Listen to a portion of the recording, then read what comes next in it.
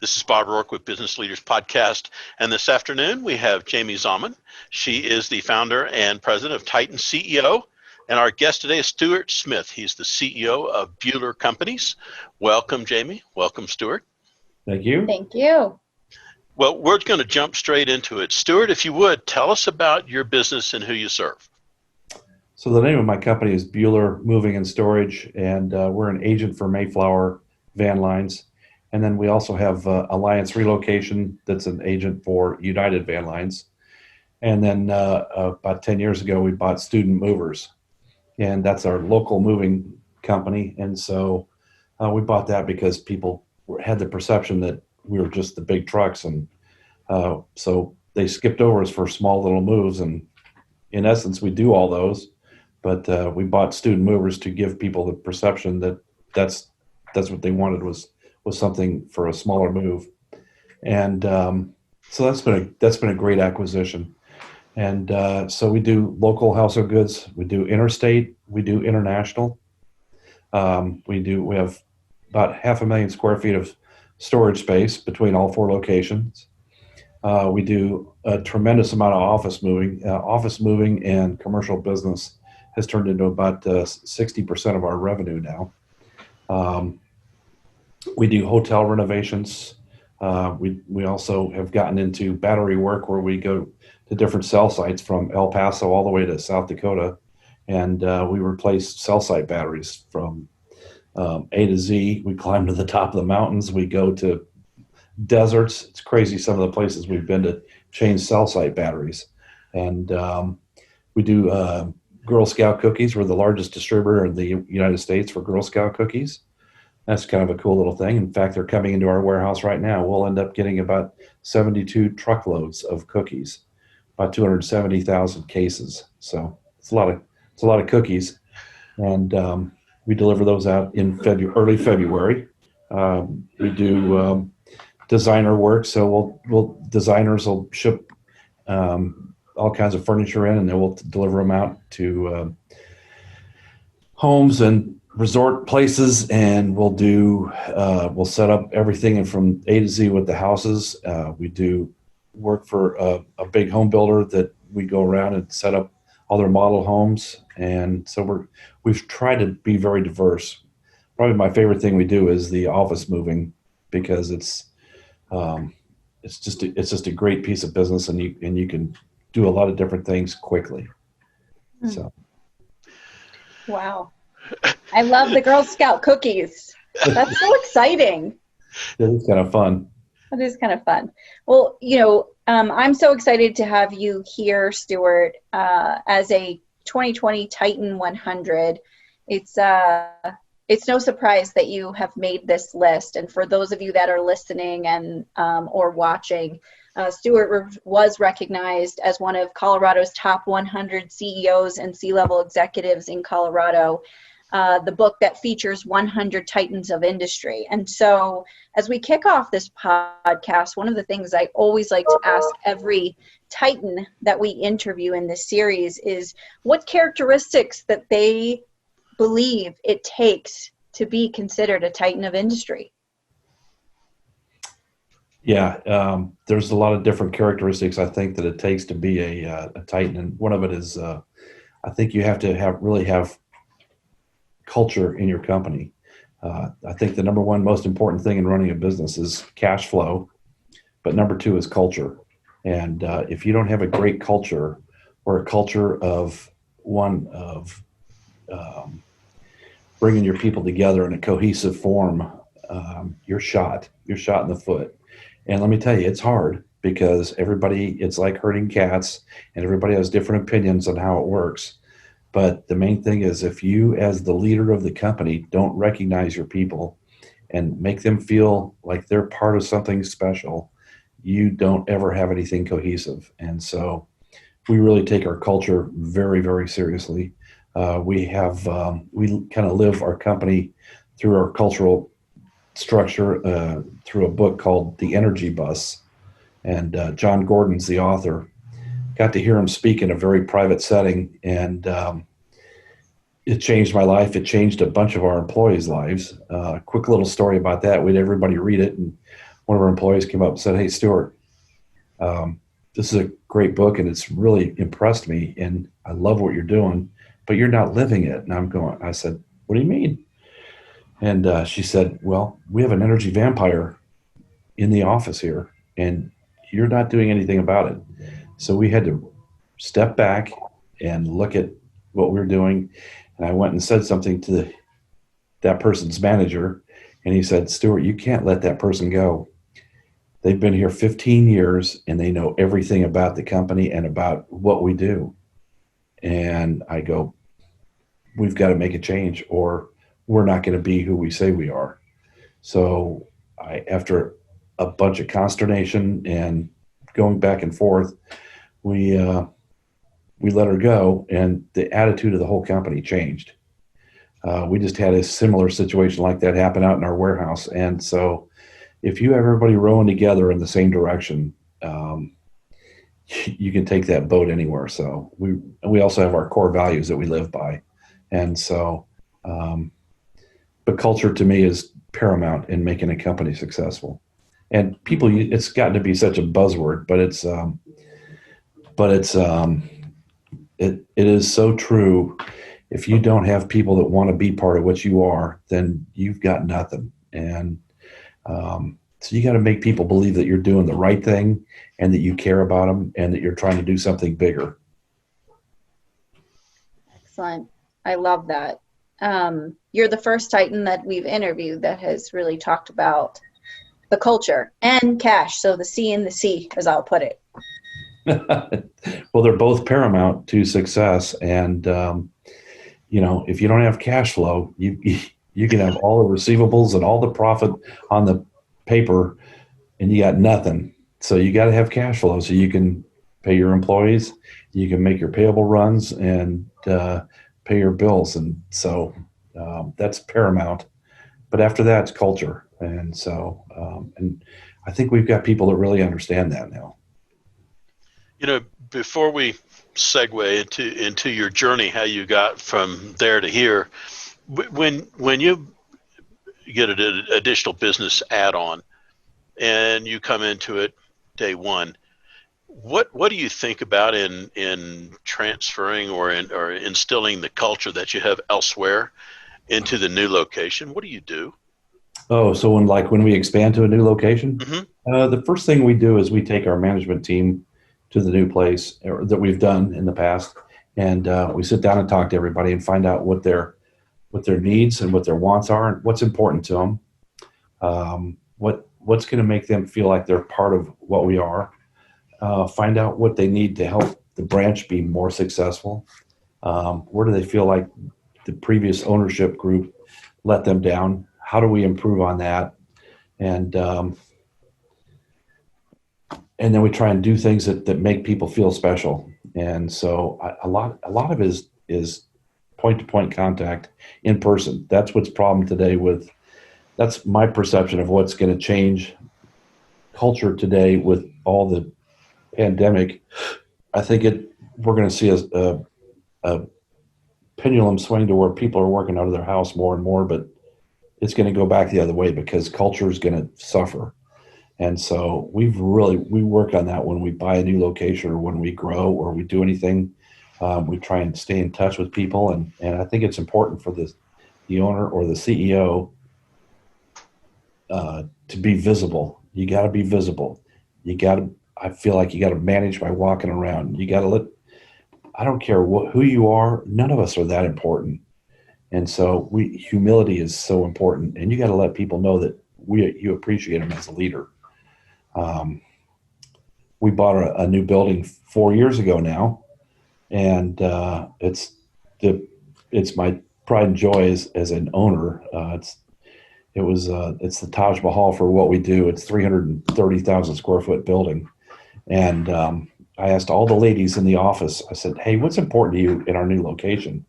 I said, "What would really make you feel special about being there?" And I mean, what do you want in our new office? And they go, "We want nice bathrooms." I mean, let me tell you, our bathrooms are top notch. And people laugh at me because I get all excited about our bathrooms, but they're granite countertops. They have the automatic hand wash. They've the tile is amazing. I mean, they just have a certain feel. We have the same thing. We have showers for our drivers. We have a gym, we have showers in the gym. So I mean, and there's just a vibe and there's a feel that shows that we care. You know, jumping around, you were talking about going back a bit, you were talking about the energy vampire. And when that person moved on from your company, what did you notice in the behavior or reaction to the folks that were still part of the team? Oh, just the attitude change was amazing. People's attitude got so much better. They felt like, hey, they're really listening to me. Hey, they care. Hey, they care about who we are and what we're doing. And because it's easy to listen to someone and then kind of blow them off. But if you do what people, if you do what you're preaching about and you follow up with it, people believe you. And it's easy to lose the trust that you work so hard to develop. So I think as a leader, that's something we have to constantly work on. I love hearing you talk, Stuart, about just connecting with your people and really listening. It's really refreshing as you talk just about the humility that's involved with leading your organization. I would love to know, and I'm sure many of our listeners would as well, just what your story has really been and how you've gotten to this path. You came to acquire Buehler Companies. So if you could just kind of walk us through your journey, I think that would really resonate with so many people. Well, it's kind of a silly story, but before I got in the moving and storage business, I sold ladies apparel, dresses, and sportswear. And there's a definite correlation between trucking and ladies' dresses and sportswear.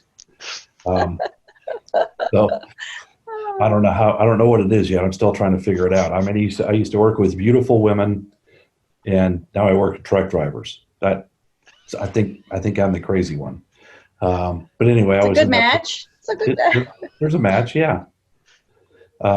So I was with a company, and we grew it really fast in the apparel business, and some things came up with this gentleman's lifestyle and involved some illegal drugs that helped take the company out of business. And I didn't know what I was going to do. I was a young guy with young children, and I was like, I got to find a job. And but I knew that I really wanted to be the entrepreneur. And so my brother-in-law in Denver, I lived in Dallas at the time. My brother-in-law in Denver called me up, and he goes, hey, why don't you come up and look at this little moving company? And he goes, I'm sick of the brain drain of the people and the equipment breaking, and I just want to do freight forwarding. And I go, okay. I didn't even know what a truck was, much less a forklift. So came up and looked at it, and I go, wow, this is cool. I've always liked forklifts. And he had a Mercedes truck, and I thought, well, I've always wanted a Mercedes.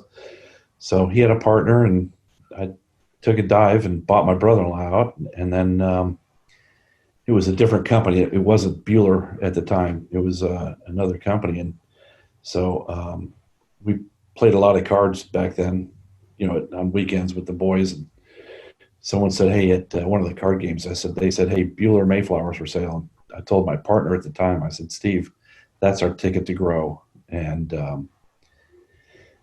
I was the partner that was always bouncing off the walls and trying to, try new crazy things. And he's the guy that was always the I don't know if you said stable, but he was the quiet one. And so I was pushing him, and he was pulling me all the time.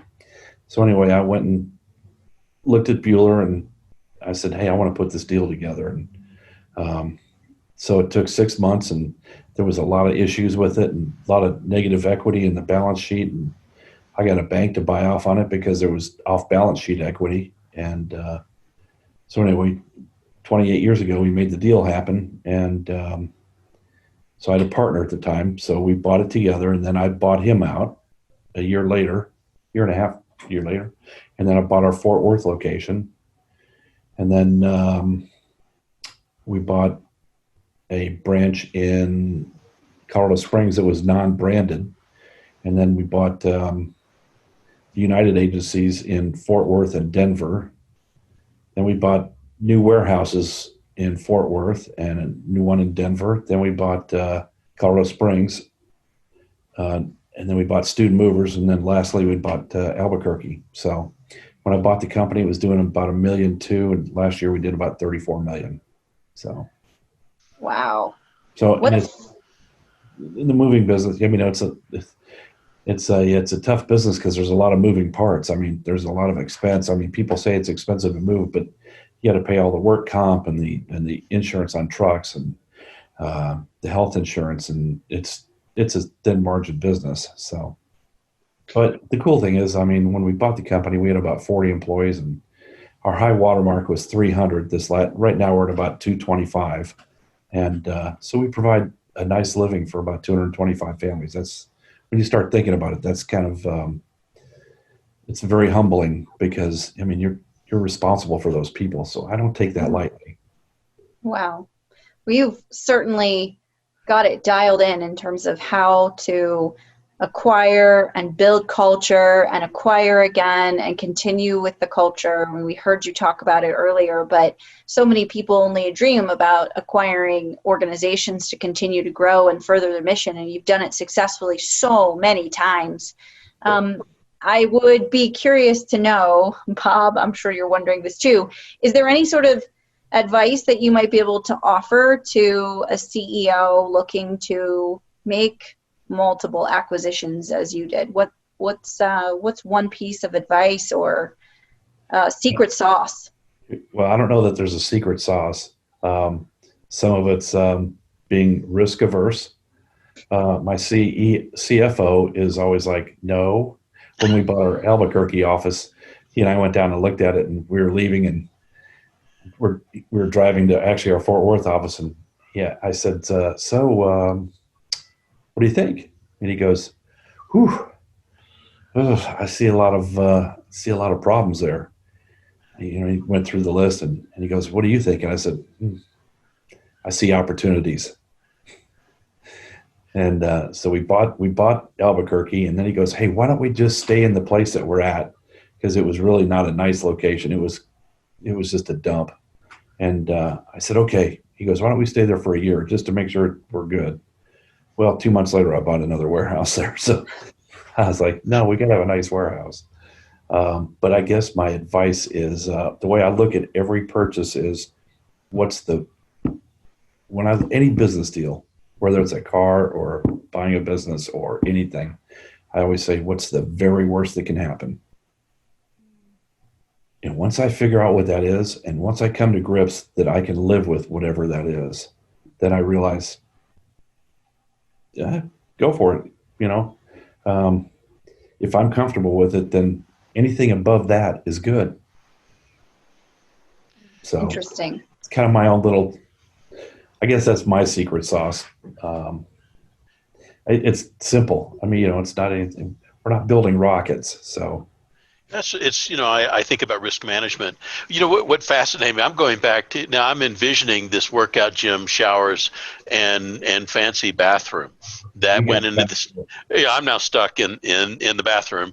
And so I'm thinking about, we all have our things, and I'm thinking about the behavior and reaction of the ladies that work for you, the truck drivers that come in, and it's clean and welcoming, and it's for their comfort and benefit, and it's, I would say, atypical. What did that do to your ability to recruit and retain quality people? Well, thank goodness we don't have a lot of turnover. But it does, when we bring people in and we walk them around the building, people are like, wow, it is really cool. I mean, it's just got a great vibe. We have a driver's room where we set up this driver's room with a pool table. It's for interstate drivers, so they can get away from everybody. Has a computer in there so they can do paperwork. Has a TV, a couple nice couches, washer and dryer, and so they can go in there and just get away and not be bothered. And so we just kind of have a real cool vibe there for everybody to feel like they are part of something special. And We have a great lunchroom. We cook breakfast for everybody. I'd tell you probably my favorite thing is that I do for employees that make them feel special. So Jamie, you'll have to answer this question. What's the two favorite things women love? Ooh, there's a lot, but shopping is one. What? Shopping for what? Oh, everybody's different. Some women like shoes, some like handbags. Bingo. Shoes and handbags. Well, I mean, I'm kind of simplifying it and generalizing, but so I take everybody in the company shoe shopping every year. So if you give somebody a cash bonus, and they typically a lady in the office, and you say, here's a couple $100, they're going to say, oh, thanks, and then they're going to go pay a bill. Well, if you take them and you go with them, and we go to the store, and they open up for us early, and everybody gets to go buy a pair of shoes, and it's a very nice store, so they get $200 to $250 to spend on a pair of shoes. And it's amazing what that does, because when someone wears those shoes, they're like, those are mine. They're not something I had to share with my kids. And it's very simple, but you wouldn't believe the reaction. I started doing it with just the women, but the men got all crazy. Go, God, how come the girls get it, but we don't? So now I take everybody. And that's awesome. What a thoughtful gesture that means so much and is so unique. I love it. Well, you got to be different. I mean, you just have to be different, because anybody can just be, any company can be like every other company. And I just want to be different. I would probably be remiss. We're in the middle of COVID at the moment. For you and your business, it seems like there's an out-migration, lots of people moving around, seems like to me. Are you seeing much difference in your business as a result of COVID? Oh, yeah. Oh, yes. It's been quite the year. So our household goods this year are through the roof. Our interstate hauling is way off the charts. Local moves are awesome this year, whereas previous years it's been good, but not as vibrant as this year. But our commercial business is way off because people aren't in the offices. And so I have this vision of I think what's going to happen. I think, I have my own personal opinion on the pandemic, so I probably I'll keep that to myself. But I believe once people start going back to the offices, because they will at some point, companies are going to allow people to start working from home more and more. And so there's going to be downsizing of offices. So we're going to be doing a lot of decommission work. So that's going to work for a little bit, but then companies are going to find out that, hey, after Joe left and I hired Susan, I don't have anyone to train Susan because Joe's gone, and I don't know how to, and so there's no one in the office to train that person. So how are you going to get that person trained? The culture is going to disappear, and culture for companies is paramount. So I believe that you're going to see a pendulum swing, where people work from home more and more. And that's what a lot of people think. They're more efficient. And then I think you're going to see in about 18 months to 2 years, companies are going to say, this just isn't working. We got to get people back. So they're going to start bringing people back. So I think we're 2 years away from what's going to happen there in the working world. It's my opinion. It's all conjecture, but we'll see how right I am. Well, I think you've definitely hit the nail on the head about the culture. I work with so many CEOs in our CEO peer groups, and they talk about the challenges right now of the remote workforce and the culture, and they're losing their people because that IT professional can work anywhere. They're not connected to the culture anymore. So an organization that wants to pay them a couple $1,000s more a year, they're making the switch. And that's a real challenge. So I think you hit the nail right on the head with that, Stuart. You're quite intuitive. You sound like one of the go things ahead, sorry. Whenever someone says they're going to leave, if I want them to stay, I try to convince them by telling them, hey, look, the grass might look greener but are they going to mow the grass? You know, it might look pretty shaggy where we keep our grass mowed and, we water our lawn. So anyway, that's my own little silly. It's the old days is, the grass is not greener on the other side of the fence. It's just better tended. Yeah. Kind of thing. And I think my father was a Navy NCO, so I kind of heard that a lot. Of course, I mowed yards a lot. So yeah. But no, the thing that strikes me about all of that is I think about the culture in office and for the folks around the warehouse and so on. And I got to believe that transmits to the people that are out interfacing with your customers. Would you say that's an accurate comment in your observation? Oh, yeah. Because I do hear, I generate a lot of business, just from people I know. And the stuff that our crews say, about our company and about our leadership team does make me feel pretty good that, people appreciate what we do and how we care. And let me tell you, if you don't fit in, you don't last long at our company because there's certain people just don't get it and they understand and they leave. But it's amazing. We have a lot of longevity. I got people that have been there longer than me, and I've owned it 28 years. I got 2 employees that have been there longer than me. I got several that have been there as long as I have, and many over 20.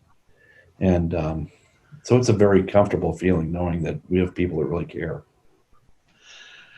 It goes a long way, and it shows. I think, Stuart, as I listen to you, Super CEO comes to mind. No. The title of a Titan is certainly befitting. So I will ask you this one question as we wrap up, and it's a little bit of a fun one. But if you had a superpower, what would it be? Never thought of that. Probably my favorite. I'm not one of these big super, power guys that, that watches all the, but my favorite's Superman. So, probably the superpower I had, if I could have it where I could take care of our employees and make sure that everybody is, financially stable. And I don't believe in socialism, but I do believe that, if you help them earn and you show them how to fish, they're going to be able to feed themselves. So one of the things I want to do when I sell the company is I'd like to start a foundation for people to attend trade schools. We need trade school people. We need people that know how to drive trucks, know how to put sheetrock up, know how to hang ceiling tiles. We need electricians. We need plumbers. They're disappearing, and everybody thinks the thing to do is sit at a desk and operate a mouse. And we're going to die if we don't get some people in there that know what the heck they're doing in that. So if my superpower is anything, it would be to get people to understand the undeniable need for trades, because how important that is. I think you're going to see a swing in people not going to college, even though it's going to be free now. Everything's free. I apologize. I feel like that we're going to see that we need people that understand that they can make a living doing a trade and a good living. So. Well, with all this going on, Stuart, the thing that I most ask is for the folks that are going, you know what, I need Stuart to help me, or I need to know more about his company. Where do they find you on social media?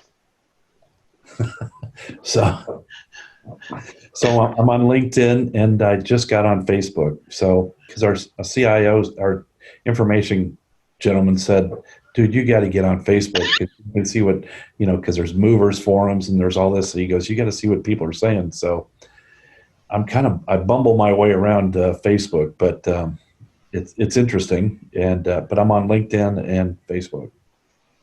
And we have a Facebook page for Buehler. Okay. And we have a Facebook page for student movers, and I think we Twitter too. Sounds like a plan. Well, Jamie, is there anything that I'm sure there's lots we should have brought up, but anything further that you should bring up on your mind? Oh, just if you're interested in learning more about Stuart's story, please visit our website, www.titan100.biz. You can read about Stuart and all of the 2020 Titan 100, their individual landing pages. Stuart's story is obviously an inspiration to so many. Thank you so much for being here with us, Stuart, and for sharing all of your experiences. It's been incredibly humbling to listen to you and your mindset. Well, thank you. It's humbling that you guys felt I was honored. I deserve the honor to be a Titan. I mean, it is a humbling experience, and I think humility is really important in being a leader too. So we have too many people with big egos walking around.